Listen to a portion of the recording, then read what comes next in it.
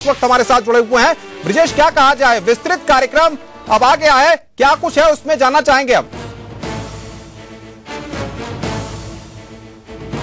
विस्तृत कार्यक्रम मौजूद है जो चुनाव आयोग ने अब से थोड़ी देर पहले जारी किया है। इसमें एक एक सीट्स का ब्यौरा दिया गया है कि किस सीट पर किस फेज में कब चुनाव होंगे। इसका पूरा विस्तृत ब्यौरा मेरे पास इस वक्त मौजूद है। मुख्य तौर पर मैं आपको ये बताना चाहूंगा, क्योंकि उत्तर प्रदेश और उत्तराखंड दोनों के लिहाज से ये बेहद महत्वपूर्ण खबर है, इसलिए ये इस खबर को विस्तार में भी जानना दर्शकों के लिए बेहद जरूरी है। जो पहला फेज होगा वो दरअसल जो सीट्स का, हर सीट्स का असेंबली जो सेगमेंट्स होते हैं उस पर एक नंबर चुनाव आयोग उन सीट्स को प्रोवाइड कराता है। तो जो सीट नंबर 17 से लेकर सीट नंबर 144 तक की जितनी भी सीटें आ रही हैं, यानी सीट नंबर 17 से लेकर सीट नंबर 144 तक का जो एरिया है वहां पर पहले फेज में चुनाव होगा, जिसमें नजीबाबाद, नगीना, बारापुर, धामपुर, बिजनौर, चांदपुर, काठ, ठाकुरद्वारा, मुरादाबाद का एरिया, कुंदरकी, चंदौसी, असमोली, संभल, बिलासपुर, रामपुर, मिलकपुर, अमरोहा, ये जितने भी इलाके हैं यहाँ पर पहले फेज में चुनाव होंगे। मैं फिर से दोहराना चाहूंगा कि जो सीट नंबर 17 से लेकर सीट नंबर 144 तक का जो एरिया है उसमें पहले फेज में चुनाव कराए जाएंगे। इस चीज का ऐलान चुनाव आयोग ने किया है। विस्तृत जो किस किस सीट पर कब चुनाव है ये हम अपने टिकर और स्क्रॉल के जरिए भी आपको लगातार बता रहे हैं कि किस सीट पर कहां भी चुनाव होगा, लेकिन जो मुख्य तौर पर एरिया है वो मैं आपको पढ़कर सुना दे रहा हूं कि कहां कहां पर चुनाव है। तो जो पहला चुनाव होगा वो 17 से 144 नंबर की जो सीट्स आती हैं उनके बीच में होगा, जो खासतौर पर पश्चिमी उत्तर प्रदेश का एरिया है जहां पर चुनाव होंगे।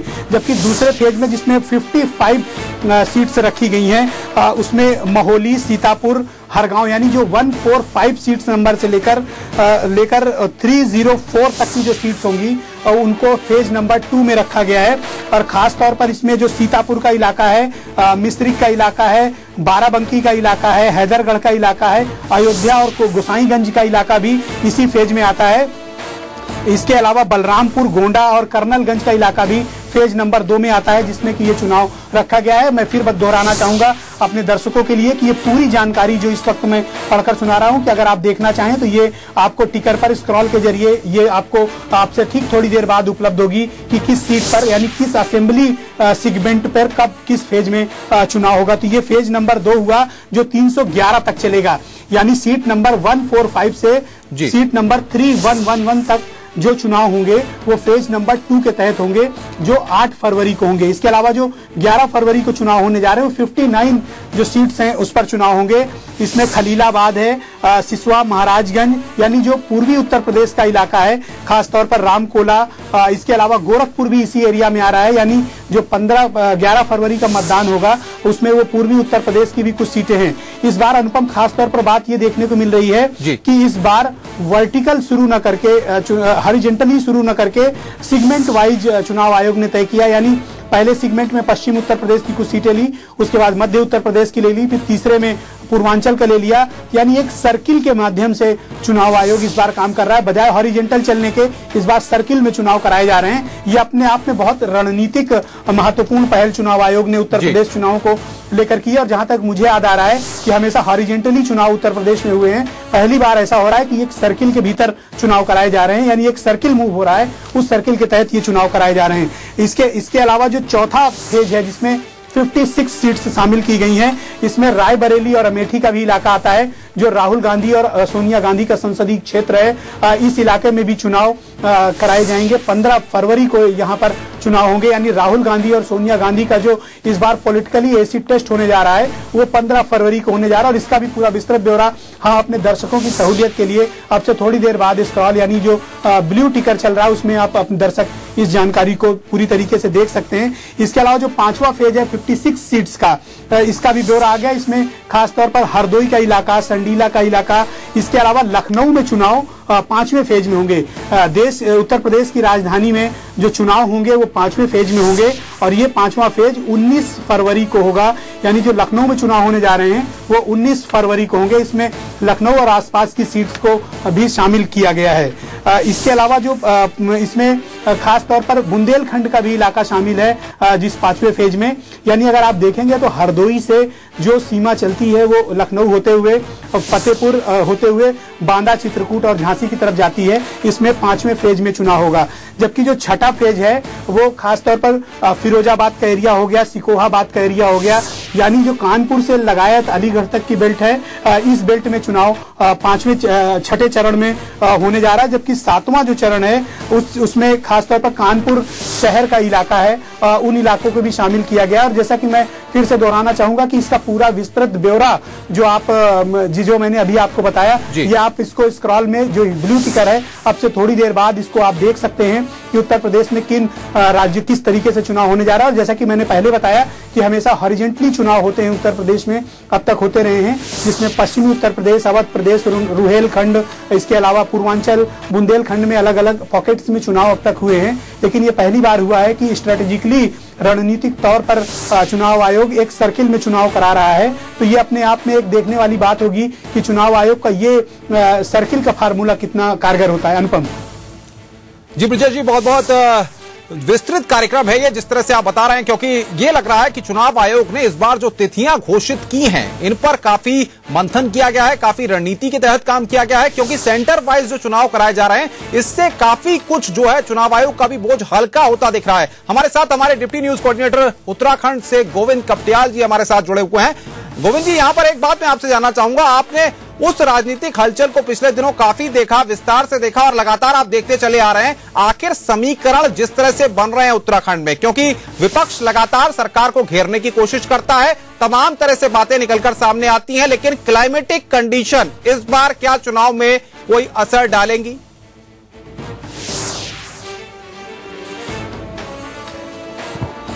बिल्कुल अनुपम, इस बार किसी भी दल के लिए संभलने का कोई मौका नहीं है, क्योंकि 30 जनवरी का समय बहुत नजदीक है। इलेक्शन जो कैंपेनिंग होती है उसके लिए बिल्कुल तैयारी अभी तक किसी भी दल की नहीं थी, और ये नहीं लग रहा था कि एक साथ चुनाव हो जाएगा। 30 जनवरी को 70 विधानसभा सीटों पर एक साथ चुनाव हो जाएगा। ये लग रहा था कि ये कई चरणों में होगा, जिस ढंग से यूपी में होता था, पिछले दिनों में ये होता रहा है। लेकिन इस बार जो 70 विधानसभा सीटों पर एक साथ जो 30 जनवरी को चुनाव की घोषणा हुई है, इससे पार्टियों में खलबली मच गई है। और जो प्रत्याशी हैं, क्योंकि यहां अभी तक टिकट भी तय नहीं हो पाए हैं, जो राष्ट्रीय दल हैं उनके टिकट भी तय नहीं पाए हैं, उसके लिए बड़ी मारामारी चल रही है, बकायदा उसकी सूची बन रही है, बिगड़ रही, सूची बन रही बिगड़ रही। तो ये तय नहीं हो पाया कि कहां से कौन चुनाव लड़ेगा, किसको टिकट मिलेगा, किसको मिलेगा या नहीं मिलेगा। तो ये एक बड़ी समस्या है कि इधर चुनाव डिक्लेयर हो गए हैं और राष्ट्रीय दलों के उम्मीदवारों की घोषणा तक नहीं हो पाई है। ये एक बड़ी समस्या है, और एक साथ क्योंकि यहाँ चुनाव हो रहे हैं, इसलिए ये तय कर पाना मुश्किल है कि किसको कब टिकट मिलेगा और कितनी जल्दी वो चुनाव कर पाएगा। और एक सुकून कांग्रेस के लिए है कि उनके युवराज सबसे पहली जनसभा यहां कर चुके हैं, और उन्होंने एक अच्छी गैदरिंग करके एक संदेश दिया है पूरे राज्य में कि कांग्रेस पूरी तौर पर चुनाव के लिए तैयार है और इस बार जरूर बाजी मारेगी। जी अनुपम। गोविंद जी, अगर बात करें हम, जैसा कि आप बता रहे हैं कि राजनीतिक पार्टियां अभी पूरी तरह से तैयार भी नहीं है और चुनावों की घोषणा हो गई है, ऐसे में क्या कहा जाए, अब रणनीति जो है तेज हो जाएगी, अब जो काम है पॉलिटिकल पार्टीज का वो तेज हो जाएगा, और जो असर दिखना चाहिए वो असर अब दिखना शुरू हो जाएगा उत्तराखंड में?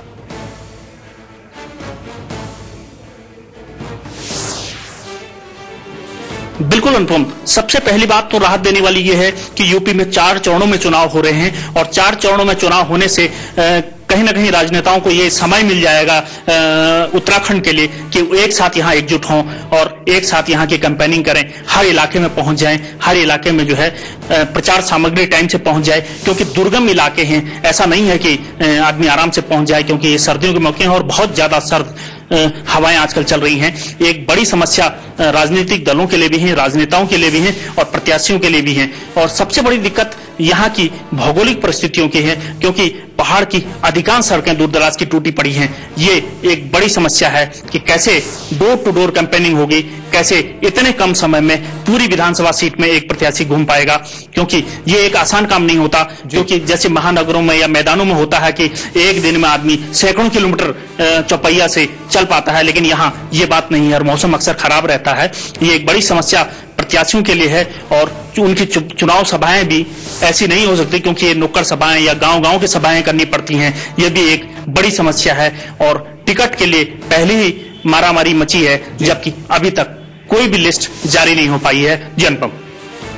गोविंद जी, हम अब आपके साथ चर्चा आगे भी जारी रखेंगे। समस्याएं उत्तराखंड में जस की तस हैं, मौसम सर्द में चुनाव हो रहा है और ऐसे में अब देखना होगा कि राजनीतिक पारा तो काफी गर्म होता चला जा रहा है और क्या कुछ सियासी हलचल वहां से हो निकलकर सामने आती है, क्योंकि लगातार ईटीवी की नजर उत्तराखंड और उत्तर प्रदेश दोनों राज्यों पर बनी हुई है। अपने दर्शकों को सबसे पहले हर खबर से हम रूबरू करा रहे हैं। सबसे पहले चुनाव का विस्तृत ब्यौरा बता रहे हैं हमारे न्यूज कोऑर्डिनेटर यूपी के ब्रिजेश मिश्रा, लगातार हमारे साथ चर्चा करने के लिए बने हुए हैं। ब्रिजेश, जैसा कि आपने कहा, मैं उस बात से पूरी तरह से वाकिफ हूं कि इस बार जो सेंटर वाइज चुनाव की रणनीति बनाई है और कहा जा सकता है एक अच्छी प्लानिंग है चुनाव आयोग की और उस पर ध्यान केंद्रित किया गया है। इससे चुनाव आयोग का भी थोड़ा बोझ कम होगा। लेकिन अगर उत्तर प्रदेश के हम चुनावों की बात करें, आखिर मुद्दे, इस बार मुद्दों पर चुनाव होगा, जातिगत समीकरणों को लेकर चुनाव होगा, या तमाम तरह से जिस तरह से अन्ना फैक्टर की बात कही जा रही है, करप्शन का मुद्दा कहा जा रहा है, तमाम ऐसी बातें हैं जिनको लेकर जोर आजमाइश चल रही है, आरोप प्रत्यारोप की राजनीति चल रही है। आप किस तरह से देखते हैं? सही सवाल किया। दरअसल चुनाव की तिथियों का और फेजेस का ऐलान होने के बाद अब क्या की जो स्थिति बनती है उस पे सबसे बड़ा सवाल यही उठता है कि उत्तर प्रदेश के लिए आखिर चुनाव में सबसे बड़ा मुद्दा क्या है। उत्तर प्रदेश किन मुद्दों को लेकर चुनाव होने जा रहा है, उत्तर प्रदेश में राजनीतिक दलों के क्या मुद्दे हैं, जनता की क्या समस्याएं हैं, क्या मुद्दे हैं, अब इस बात पर डिबेट शुरू होगी। तो जहां तक बात मुद्दों को लेकर है, तो अगर बात सबसे पहले सत्तारूढ़ दल यानी बहुजन समाज पार्टी की करें तो बीएसपी इस बार जिन मुद्दों को लेकर जनता के बीच जाने वाली है, दरअसल जिन सेक्टर्स पर बीएसपी ने अच्छा काम किया है उन मुद्दों को लेकर वो जनता के बीच जाएंगे, जिसमें सबसे ज्यादा power sector, infrastructure, law and order और करप्शन के खिलाफ जो कार्रवाई मुख्यमंत्री मायावती ने की है, इन सभी मुद्दों को लेकर, और इसके अलावा सर्वजन हिताय सर्वजन सुखाय का जो मायावती का पिछला फार्मूला रहा है, इन्हीं फार्मूले को लेकर मायावती इस बार भी चुनाव में उतरने जा रही हैं। यानी जो इंफ्रास्ट्रक्चर, पावर सेक्टर और इसके अलावा जो लॉ एंड ऑर्डर, करप्शन के खिलाफ कार्रवाई और सर्वजन हिताय सर्वजन सुखाय, ये कुछ मुद्दे हैं जिनको लेकर बहुजन समाज पार्टी इस बार जनता के बीच फिर जाएगी और इस बात की मांग करेगी कि उनको दोबारा से चुनकर सत्ता में भेजा जाए। यही मसले हैं, यही मुद्दे लेकर जनता के बीच मायावती जाने वाली हैं। इसके उलट जो विपक्ष का दरअसल मुद्दा है, विपक्ष ने सबसे बड़ा मुद्दा भ्रष्टाचार को बनाया है, करप्शन को बनाया है, चाहे वो बीजेपी हो, चाहे राहुल गांधी हो, इसके अलावा चाहे समाजवादी पार्टी हो।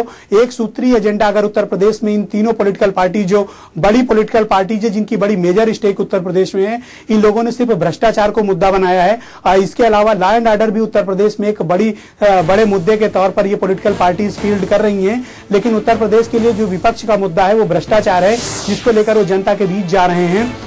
इसके अलावा तीसरा मुद्दा अन्ना हजारे का भी फैक्टर है कि अन्ना हजारे के मूवमेंट में आपको याद होगा कि उत्तर प्रदेश के लोगों ने बहुत बढ़ चढ़कर भागीदारी की थी।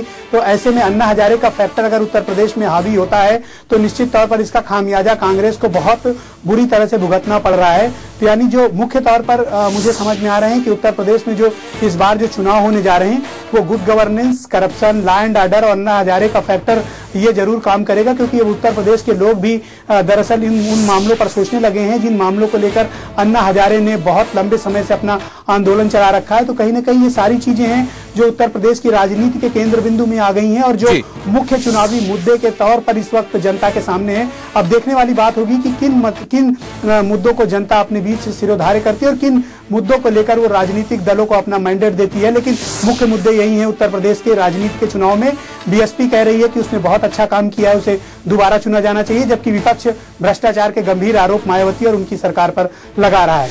जी विजय, अगर हम बात करें यहाँ पर 2007 के विधानसभा चुनावों की, उनको देखें और 2009 के लोकसभा चुनाव को देखें और अब होने वाले जो विधानसभा के चुनाव हैं उनको देखें, हर किसी को अगर गहराई से देखा जाए तो कांग्रेस पार्टी को यहां देखते हैं कि कहीं कांग्रेस पार्टी थोड़ा उभर कर आ रही है। राहुल गांधी जिस तरह से कैंपेन कर रहे हैं, लगातार कार्यकर्ताओं से रूबरू कर रहे हैं और उत्तर प्रदेश में कांग्रेस में जान डालने की कोशिश कर रहे हैं। क्या कहेंगे आप, कांग्रेस को क्या कुछ फायदा हो सकता है इस बार?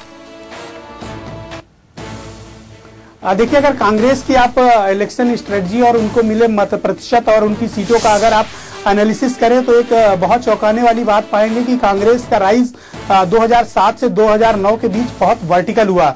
हालांकि 2009 के बाद कोई डायरेक्ट इलेक्शन उत्तर प्रदेश में नहीं हुए, ना असेंबली के डायरेक्ट कोई ऐसा बड़ा इलेक्शन हुआ, ना पार्लियामेंट जैसी कोई स्थिति बनी है। लिहाजा जो इस वक्त आंकड़े मौजूद हैं वो 2007 और उसके बाद 2009 के आंकड़े मौजूद हैं। अगर आप 2007 की स्थितियां देखिए तो कांग्रेस बहुत ही बुरी हार कांग्रेस को उत्तर प्रदेश में मिली और सिर्फ 20 सीटें और 8.6% वोट शेयर कांग्रेस के हक में गया था। उसके ठीक उलट यानी 16 महीने बाद, सिर्फ 16 मंथ्स बाद जो उत्तर प्रदेश के में जब देश में लोकसभा चुनाव हुए तो कांग्रेस को का जो मत प्रतिशत था वो तकरीबन 2 गुना हो गया, यानी 16.4 के ऊपर उनका वोट शेयर गया और उनकी जो सीट्स निकल कर आई वो नंबर 2 की पोजीशन पे गए और 21 सीटें जीतकर कांग्रेस दूसरे पोजीशन पे रही। तो ये जो एक चेंज कांग्रेस में दिखा, हालांकि उस वक्त ऐसी स्थितियां चल रही थी 2009 में कि कांग्रेस और समाजवादी पार्टी मिलकर चुनाव लड़ेगी, लेकिन गठबंधन बन नहीं पाया था और कांग्रेस अकेले चुनाव में गई थी। अब 2009 से लेकर 2012 के बीच जो तकरीबन 2.5 साल का ये गैप आया है, तो इस दौरान बहुत राजनीतिक परिस्थितियां बदली हैं। करप्शन के मुद्दे को लेकर कांग्रेस की बड़ी फजीहत हुई है। महंगाई का मसला ऐसा है जो उसका पिछले 2 सालों से लगातार पीछा कर रहा है और महंगाई एक ऐसा मसला है जिसका सरोकार आम जनता से रहा है, जिसका जवाब न राहुल गांधी के पास है, न मनमोहन सिंह के पास है और न सोनिया गांधी इस चीज का जवाब दे पाई हैं। तो निश्चित तौर पर 2009 के बाद की जो परिस्थितियां हैं उसमें कांग्रेस कहीं बढ़ती दिख रही है, तो कहीं न कहीं करप्शन और महंगाई के मसले पर बहुत ज्यादा घिरती दिख रही है। अब देखने वाली बात होगी कि राहुल गांधी ने जिस तरीके से अपनी स्ट्रेटजी प्लान की है इलेक्शंस को लेकर और जिन्होंने व्यक्तिगत प्रतिष्ठा का प्रश्न राहुल गांधी ने उत्तर प्रदेश के चुनाव को बना रखा है और जिस तरीके से वो जनता के बीच जाते हैं और ये कहते हैं कि मैं लिख कर देने को तैयार हूं, आप मुझे 5 साल के लिए उत्तर प्रदेश सौंप दीजिए, तो अब देखने वाली बात होगी कि जनता उनकी इस बातों को कितना ध्यान देती है। लेकिन बीएसपी भी कोशिश ये कर रही है कि उसके जो डायरेक्ट हेड ऑन कोलिजन अगर पॉलिटिकली किसी पार्टी से हो तो बजाय वो सपा के वो सीधे तौर पर मुकाबला करना पसंद करेगी कांग्रेस से, क्योंकि उसको नेशनल सिनेरियो पर बीएसपी को कांग्रेस से सीधे मुकाबले पर फायदा होता दिख रहा है। जी अनुपम। ब्रिजेश, हम आपके साथ चर्चा आगे भी जारी रखेंगे और आगे हम बात करेंगे कि आखिर बीएसपी का जो कार्यकाल रहा है उसमें क्या क्या अहम मुद्दे रहे हैं और किस तरह से बीएसपी ने आम जनता तक अपनी छाप छोड़ने की कोशिश की है और भारतीय जनता पार्टी क्या कुछ कर रही है, किस तरह की उसकी चुनावी तैयारी है, इस पर हम चर्चा करेंगे। फिलहाल यहाँ रुक रहे हैं एक ब्रेक के लिए और ब्रेक के बाद भी लगातार हमारी कवरेज ईटीवी पर जारी है। हर खबर ईटीवी आपको सबसे पहले बता रहा है और चुनाव की हर हलचल ईटीवी पर आप देख रहे हैं लगातार।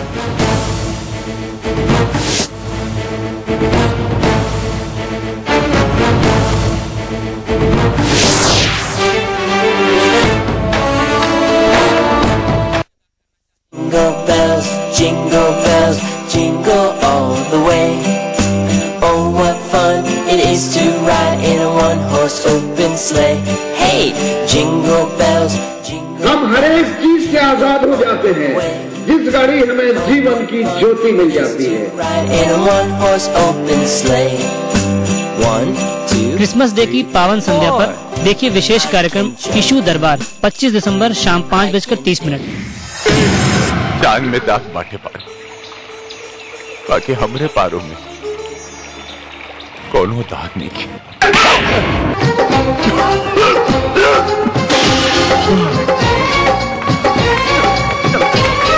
Be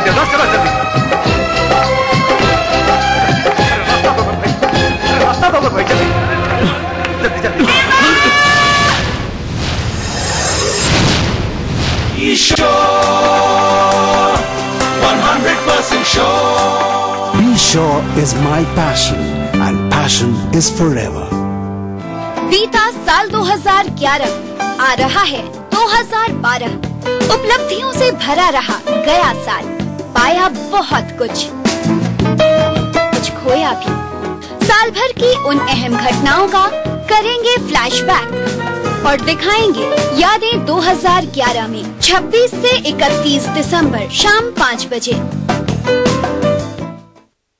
का तोहार टूथपेस्ट में निमक बा? हाँ। कितना लोग के जानत आरू जे कोलगेट एक्टिव सॉल्ट के इस्तेमाल करेले? कॉल करी बताई रोवा कितना लोग के जानत आनी जे कोलगेट एक्टिव सॉल्ट यूज करेले? जीती हमरा से मिले के मौका, हमरा की कॉल करी आज। कोलगेट एक्टिव सॉल्ट स्वस्थ मथुरा और दांत खातिर।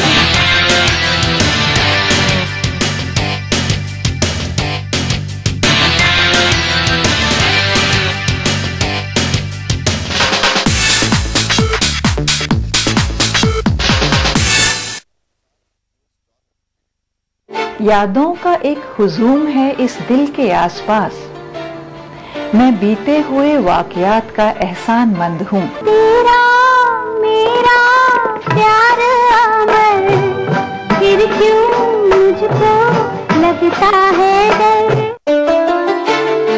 नयन डरी डरी ले जाऊं भरे भरे। साल 2011 अपने आखिरी पड़ाव पर है और इस मौके पर हम आपके लिए लेकर आएंगे भूले बिसरे गीत द बेस्ट ऑफ 2011। देखिए भूले बिसरे गीत रविवार सुबह 8:05 पर ETV के सभी हिंदी चैनल्स पर।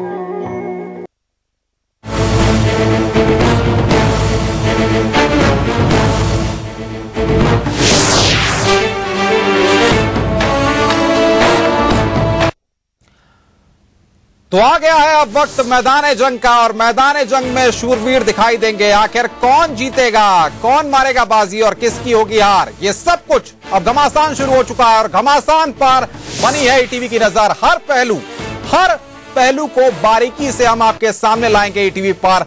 हर राजनीतिक हलचल पर है हमारी नजर। हमारे न्यूज कोऑर्डिनेटर ब्रजेश मिश्रा, उत्तराखंड से डिप्टी न्यूज कोऑर्डिनेटर गोविंद कपटियाल लगातार हर पहलू को ETV पर बता रहे हैं कि आखिर किस तरह से चुनाव आयोग ने जो कार्यक्रम घोषित किया है, इसके बाद राजनीतिक हलचल क्या कुछ चल रही है। और उत्तर प्रदेश में अब 7 चरणों में विधानसभा के चुनाव होंगे। उत्तराखंड की अगर हम बात करें, वहां पर 1 चरण में विधानसभा के चुनाव होंगे। और इस वक्त बातचीत करने के लिए नई दिल्ली से हमारे संवाददाता पवन लालचंद हमारे साथ बने हुए हैं। पवन, ने आपको बता दें कि SY कुरैशी की जो प्रेस कॉन्फ्रेंस हुई थी वहां पर वो खुद मौजूद थे, बड़ी बारीकी से देखा है चीजों को। पवन, जानना ये चाहेंगे, उत्तर प्रदेश की अगर हम बात करें, 7 चरणों में चुनाव होना बड़ी बात है और कहा जा सकता है जिस तरह से तिथियों का ऐलान किया गया है, काफी रणनीति के तहत ये तिथियों का ऐलान किया गया है। और जो सेंटर वाइज चुनाव कराने की जो बात कही है, सेंटर वाइज यानी कि अगर हम बात करें पश्चिमी उत्तर प्रदेश को पहले टारगेट किया गया है, उसके बाद मध्य यूपी को, उसके बाद पूर्वी यूपी को, तो कहीं ना कहीं एक प्लानिंग और एक रणनीति साफ तौर पर दिखाई दे रही है। है आयोग हर हाल में चाहेगा ये सुनिश्चित करना है कि देश के सबसे बड़े सियासी सूबे में, आबादी के लिहाज से बड़े सूबे में फ्री एंड फेयर इलेक्शन हो सके। लेकिन इसमें अनुपम एक और चीज की तरफ आपका ध्यान बचाऊंगा जो पेच एक फंसता नजर आ रहा है, जिसको लेकर हमने SY कुरैशी से ETV ने खास एक्सक्लूसिव बातचीत भी की है, जिसमें उन्होंने जवाब भी दिया है। सवाल यह है कि उत्तर प्रदेश में 7वें चरण का यानी आखिरी दौर का चुनाव 28 फरवरी को होना है और 26 फरवरी को रेल बजट आता है संसद में, 28 फरवरी को आम बजट आमतौर पर संसद में आता है। और अगर 28 फरवरी को आखिरी चरण का उत्तर प्रदेश का चुनाव होता है और 26 फरवरी को रेल बजट में अगर चुनावी रेवड़ियां बांट दी जाती है केंद्र सरकार के जरिए, तो सोचिए कि इस तरह की सियासी पेचीदगी खड़ी हो सकती है, जिस पर आयोग से हमने सवाल किया ETV ने। तो खास बातचीत में ETV के साथ SY कुरैशी जो मुख्य चुनाव आयुक्त, तो उन्होंने कहा है कि अगर इस तरह से कोई केंद्र सरकार रेल बजट या आम बजट में कोई सियासी रेवड़ियां बांटने की कोशिश करती है तो आयोग उसको संज्ञान लेगा और उस पर तुरंत कार्रवाई करेगा, क्योंकि अब आज से आचार संहिता लग गई और सब चीजें जब तक पूरी चुनाव की प्रक्रिया संपन्न नहीं हो जाती है, सब चीजें आयोग के अधीन है। जी और अगर हम बात करें जिस तरह से उत्तराखंड की, तो उत्तराखंड में अगर बात करें 30 जनवरी का जो वक्त है, जैसा कि अभी हम चर्चा कर रहे थे हमारे डिप्टी न्यूज कोऑर्डिनेटर गोविंद कपटियाल जी से, उन्होंने कहा कि इस समय ठंड काफी रहती है और ऐसे में लोगों का घर से निकलना, बूथों तक जाना और राजनीतिक पार्टियों को प्रचार करना काफी दिक्कत भरा हो सकता है, क्योंकि सियासी पारा तो गर्म हो गया है लेकिन जो वेदर कंडीशंस हैं, जो क्लाइमेटिक कंडीशंस हैं, वो सही नहीं होंगी उस वक्त। ऐसे में चुनाव आयोग ये बात कह रहा है कि हमने क्लाइमेटिक कंडीशंस को देखते हुए, त्योहारों को देखते हुए ये तिथियां घोषित की हैं। देखिए अनुपम, इसमें पेच ये था कि 12 मार्च को उत्तराखंड की 17 सदस्यीय जो विधानसभा है, नई विधानसभा का गठन 12 अगस्त को होना है। 12 मार्च को नई विधानसभा, 12 मार्च तक ये इस विधानसभा का कार्यकाल है, उसके बाद नई विधानसभा का गठन होता है। चुनाव आयोग ने ये दलील दी है क्योंकि हमें चुनाव संपन्न करवाने थे और 30 जनवरी को हमने तारीख इसलिए चुनी है कि अगर उसके बाद हम कोई समय चुनते तो उसके बाद और जो वेदर और क्लाइमेट कंडीशंस की हम बात कर रहे हैं वो उसके बाद और पेचीदा हो सकती थी, ज्यादा ठंड पड़ने के आसार थे। इसीलिए आयोग ने शुरुआती चरण में 28 जनवरी को मणिपुर में चुनाव कर रहा है। तो इस तरह से एक तरह से शुरुआती दौर में आयोग ने कहा है कि उत्तराखंड में हमने चुनाव करवाने की कोशिश की है, क्योंकि उसके बाद वहाँ ठंड और ज्यादा ठंडक पड़ती है। तो अपनी तरह से आयोग ने दलील जरूर दी है। जी पवन, बहुत बहुत शुक्रिया हमसे बातचीत करने के लिए। आप वहां के हालातों पर, सियासी हलचलों पर लगातार नजर बनाए रखिए। हर अपडेट हम आपसे लेते रहेंगे और दर्शकों तक सबसे पहले पहुंचाते रहेंगे। उत्तर प्रदेश में लगातार नजर बनाए हुए हैं हमारे संवाददाता और हमारे न्यूज कोऑर्डिनेटर ब्रजेश मिश्रा। हर राजनीतिक हलचल ETV पर सबसे पहले हम आपको बताएंगे। ब्रजेश जी, यहां पर मैं आपसे BSP और भाजपा के बारे में चर्चा करूंगा विस्तार से, लेकिन यहां पर एक बात मैं ये जानना चाहता हूं, जिस तरह से पवन लालचंद ने एक महत्वपूर्ण मुद्दा उठाया है लगातार, उन्होंने इसको लेकर के एसवाई कुरैशी से भी बात की है कि आखिरी जो चरण है 26 और 28 यानी कि आखिरी जो चरण का चुनाव है 28 तारीख को, उस वक्त रेल बजट और आम बजट का वक्त होता है। ऐसे में अगर केंद्र सरकार कोई रेवड़ी बांटती है या फिर कुछ ऐसा प्रयास करती है कि आम जनता को लुभाया जाए तो क्या माना जाए, वो समय जो है बड़ा क्रूशियल हो सकता है। दरअसल पवन लालचंद ने जो सवाल उठाए हैं वो बड़े महत्वपूर्ण सवाल हैं, लेकिन मैं आपको बताना चाहूंगा कि अब से थोड़ी देर पहले के मुनियप्पा जो रेल राज्य मंत्री हैं वो लखनऊ आए थे और उन्होंने एक महत्वपूर्ण ऐलान कुरैशी की प्रेस कॉन्फ्रेंस के ठीक पहले कर दिया है। यानी सबको पता था कि आज 4:30 बजे प्रेस कॉन्फ्रेंस होने जा रही है, लिहाजा इस बात का ऐलान मुनियप्पा ने अब से थोड़ी देर पहले उत्तर प्रदेश की राजधानी लखनऊ में किया है, जिसमें एक बड़ी रेवड़ी उन्होंने बांट दी है। और रायबरेली की जो रेल कोच फैक्ट्री है जो सोनिया गांधी के संसदीय क्षेत्र रायबरेली में लगी है, वहां उन सभी किसानों को नौकरी उनके परिजनों को दी जाएगी जिनकी जमीन वहां पर अधिग्रहित की गई है। और वहां पर तादाद ऐसे किसानों की तकरीबन सैकड़ों की तादाद में ऐसे किसान हैं, 1000 के ऊपर मेरे ख्याल से वहां पर उनका रेशियो होना चाहिए जिनको वहां पर नौकरी मिलेगी। तो यानी प्रेस कॉन्फ्रेंस शुरू हो, आचार संहिता लगे, इसके पहले ही रेल मंत्रालय ने अपना काम कर दिया है। और जो बड़ी चुनावी रेवड़ी है सोनिया गांधी के संसदीय क्षेत्र रायबरेली की में जो रेल कोच फैक्ट्री लगाई गई है वहां पर कर दिया है। अब दूसरी जो महत्वपूर्ण बात है कि दरअसल जब रेल बजट और आम बजट का ऐलान होगा तो इस बात की व्यवस्था भी केंद्र सरकार कर सकती है कि पर्टिकुलर कुछ इलाके हैं जहां पर रेल बजट में अगर ऐसी प्रावधान किए जा सकते हैं कि जिन 5 राज्य चुनाव में जा रहे हैं वहां की जो भी घोषणाएं हैं वो उनको बाद में भी ऐलान किया जा सकता है या उनके लिए कोई बीच का रास्ता निकाला जा सकता है। आयोग को विश्वास में लेकर भी किया जा सकता है, कुछ इस तरीके के रास्ते निकाल लेंगे ऐसा आयोग का भी मानना है और ऐसा केंद्र सरकार के रवैये। हमारे पास वक्त की कमी है, मैं आपसे वक्त की हमारे पास कमी है, मैं आपसे ये जानना चाहूंगा बीएसपी को आप किस तरह से देखते हैं और बीएसपी के कार्यकाल को किस तरह से देखते हैं और भारतीय जनता पार्टी इस समय उत्तर प्रदेश में कहां खड़ी है?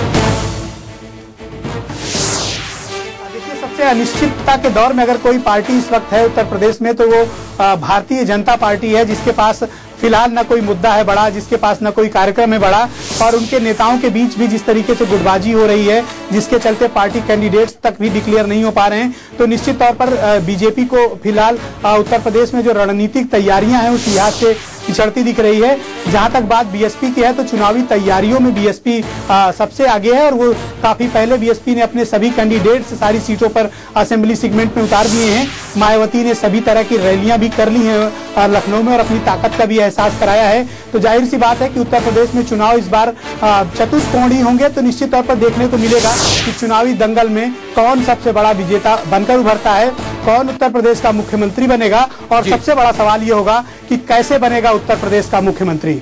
अनुपम जी, ब्रिजेश जी बहुत बहुत शुक्रिया हमारे साथ विस्तार से चर्चा करने के लिए। ब्रिजेश मिश्रा हमारे न्यूज कोऑर्डिनेटर हर विस्तार से हर पहलू पर चर्चा कर रहे थे। अब यहां पर उत्तर प्रदेश में 7 चरणों में और उत्तराखंड में 1 चरण में विधानसभा का चुनाव होगा। सियासी हलचलें शुरू हो चुकी हैं, ईटीवी की नजर लगातार बनी हुई है, हर अपडेट हम आपको दे रहे हैं सबसे पहले। आखिर अब कौन मारेगा बाजी, कौन बनेगा शहंशाह और कौन उत्तर प्रदेश और उत्तराखंड की गद्दी पर काबिज होगा, इस पर लगातार हमारी नजर बनी हुई है। हर अपडेट ईटीवी आपको सबसे पहले दे रहा है।